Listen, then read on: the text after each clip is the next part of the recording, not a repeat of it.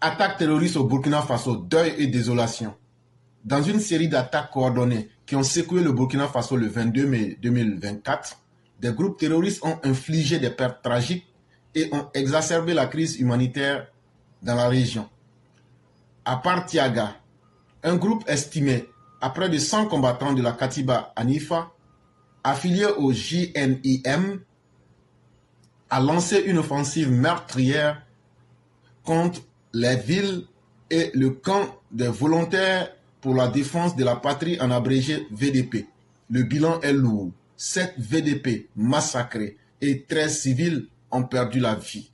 Les assaillants ont également pillé les commerces, aggravant la situation sécuritaire déjà précaire. Vous les Burkinabés, là, les Boukiliens, là, on vous avait dit, au lieu de bomber vos poitrines pour dire que vous voulez créer une guerre avec la Côte d'Ivoire, regardez, 100 djihadistes seulement de la Katiba de Hanifa, regardez ce qu'eux vous ont montré. Regardez ce qu'ils vous ont montré le 22 mars 2022.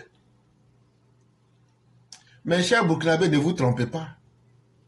Malheureusement, tous ces idiots qui ont décidé d'aller être des VDP, voilà les bénéfices qui sont là dans vos mains aujourd'hui.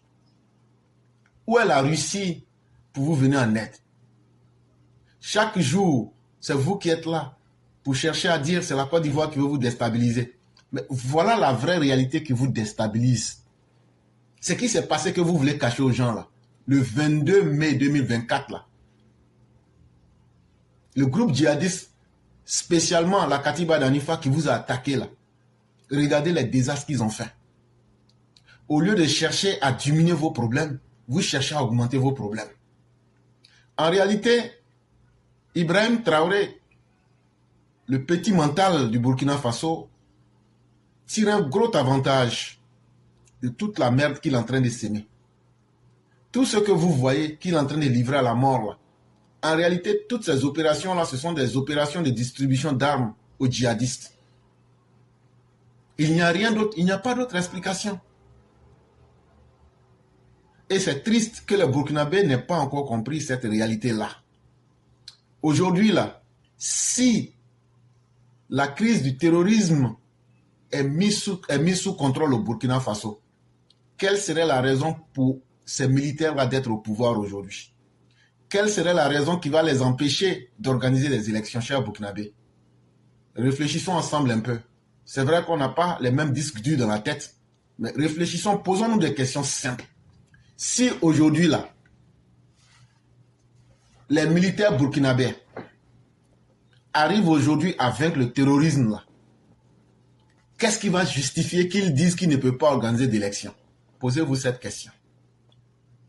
S'ils arrivent à vaincre les terroristes, qu'est-ce qui va justifier qu'ils doivent prolonger la transition? Est-ce que la transition, là, plus ça dure, est-ce que ça vous arrange, chers Burkinabés? Voilà les questions, les vraies questions qu'il faut que vous vous posiez. Et lorsque vous vous posez ces questions-là, vous comprenez que la force subite que les terroristes ont, ce n'est pas une force qui vient du vide.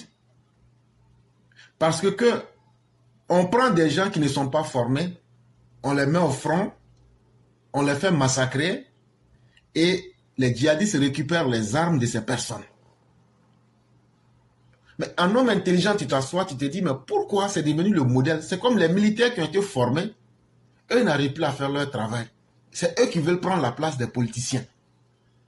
Et eux n'ont pas envie de quitter. Mais pourquoi ils n'ont pas envie de quitter? C'est simplement parce qu'ils ont pris goût au pouvoir. Est-ce qu'ils peuvent combattre? Ils ne peuvent plus combattre. Ils ont pris goût au pouvoir. Et donc, qu'est-ce qu'il faut faire pour ne plus quitter le pouvoir? Il faut donc augmenter la souffrance du peuple en allongeant la transition. Or, pour allonger la transition, il faut montrer que les djihadistes la menace djihadiste est en train de devenir plus grande chaque jour. Et malheureusement, la triste réalité qui est derrière, c'est que des Burkinabés sont livrés à la mort et des armes sont distribuées aux djihadistes. Parce que quand les djihadistes massacrent ces VDP et ces rares soldats de l'armée du Burkina, les armes sont ramassées par les djihadistes qui vont encore ouvrir de nouveaux fronts. Partiaga, Kanchari et d'autres localités de la province de Tapua subissent un embargo imposé par les terroristes depuis plusieurs mois, affamant les populations et contrôlant les voies d'approvisionnement. La ville de Kanchari est toujours en attente de la mise en place de son bataillon d'intervention rapide créé en janvier 2024. Prenez par exemple une localité comme Kanchari. Depuis janvier 2024, toutes ces localités-là, les djihadistes les ont pris et ont mis un embargo. Même les djihadistes, même au Mali, n'ont pas mis un embargo comme ça. C'est-à-dire qu'eux, ils ont pris toutes ces régions-là, Partiaga, Kanchari, Tapua, et ils ont mis un embargo là-bas. Ibrahim le Petit Fou à la gueule renversée, on lui dit, comment vous allez faire pour libérer les Burkinabés de toutes ces zones-là pour qu'ils puissent au moins avoir accès à la nourriture au minimum qui permette de vivre comme un humain. Et il dit non, on a formé un bataillon d'intervention rapide. Mais le bataillon d'intervention rapide là n'a jamais quitté depuis janvier. Nous sommes aujourd'hui au 5e mois 2024. Depuis janvier 2024. Ça va faire maintenant bientôt 6 mois qu'on va rentrer bientôt en juin. Ce bataillon-là n'a jamais mis un pas en dehors de Ouagadougou. Est-ce que ce bataillon existe, chers Burkinabés? Est-ce qu'ils ont intérêt à mettre ce bataillon en place? Et ça, ce sont vos dirigeants militaires qui sont dans leur métier de spécialité, mais qui ont échoué là où les civils avaient réussi. Et ça doit vous faire réfléchir, chers Burkinabés. Dans le nord, la violence a été encore plus dévastatrice. Ce n'est pas tout. Plus tu vas au nord, au Burkina, plus les choses deviennent encore pires. Plus de 150 membres d'Ansarul Islam, également liés au Génim, ont attaqué plusieurs villages de Séguénéga avec une violence particulière à Goubré. Des terroristes ont massacré plus de 70 civils, principalement à Goubré, ce qui a forcé les survivants à s'enfuir pour Séguénéga. Les terroristes ont ensuite encerclé Séguénéga et ont attaqué simultanément Sima au nord, Kosuka à l'est et Goubré à l'ouest. Ça là, on peut appeler ça pays. Ça là, c'est une honte. Est-ce que les Burkinabés, vous avez véritablement une armée? Regardez comment vos populations, des groupuscules d'individus violents, s'amusent avec eux. Regardez comment vous amusez à faire massacrer vos populations. Le nombre de personnes même qui est tué sous le régime des militaires qui sont censés, qui ont pour premier rôle de protéger la population, on n'a jamais connu ce mort-là. Et c'est combien? Souvent 100 ou bien au maximum 150 personnes. Voilà une armée burkinabé qui n'arrive pas à maîtriser 100 terroristes, qui n'arrive pas à maîtriser au maximum 150 terroristes. C'est cette même armée-là qui veut ouvrir un front ou qui joue les faux braves en disant que on va attaquer la Côte d'Ivoire, on va former des mercenaires pour attaquer la Côte d'Ivoire. Votre problème là, c'est coller sur vous une maladie. Une maladie là, quand tu as ça là, c'est pour toi seul. J'ai dit, votre affaire là, c'est coller sur vous une maladie.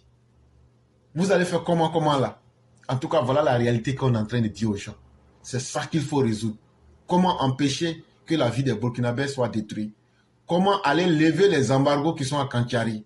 Comment aller protéger les populations de Kosuka? Comment aller protéger les populations de Sima? Comment aller protéger les populations de Séguénéga? Comment aller protéger les populations de Goubré?